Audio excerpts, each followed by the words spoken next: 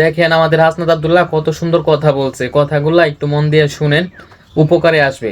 বিদ্যুৎ, জ্বালানি ও খনিজ সম্পদ মন্ত্রী বলেছিলেন যে কোনো জ্বালানি সংকট নেই এবং সবাই যারা তেল সংগ্রহ করতে যাচ্ছে তারা যথাযথভাবে তাদের সেবাটি তারা সেবা স্থান থেকে পাচ্ছে। কিন্তু মাননীয় স্পিকার, আমরা দেখতে পাচ্ছি গ্র্যাজুয়ালি পাম্পগুলো বন্ধ হয়ে যাচ্ছে। আজকে সিলেটের পাম্প বন্ধ হয়ে গিয়েছে।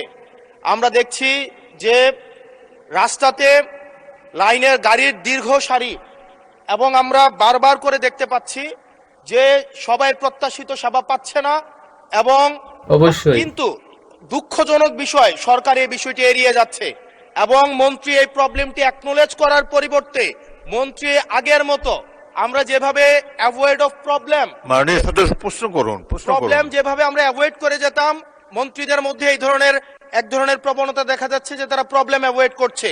আমার মন্ত্রী মহোদয়ের কাছে প্রশ্ন, উনি কি দেখতে পাচ্ছেন না যে গাড়ির দীর্ঘ সারি এবং গ্র্যাজুয়ালি যে পাম্পগুলো বন্ধ হয়ে যাচ্ছে, সেবা কার্যক্রম বিঘ্নিত হচ্ছে, স্কুল বন্ধ হয়ে যাচ্ছে, সেই জায়গাতে উনি কবে নাগাদ এই সমস্যাগুলোর যথাযথভাবে উনি সমাধান দিবে এবং উনি প্রবলেমটি অ্যাকনোলেজ করবেন কিনা?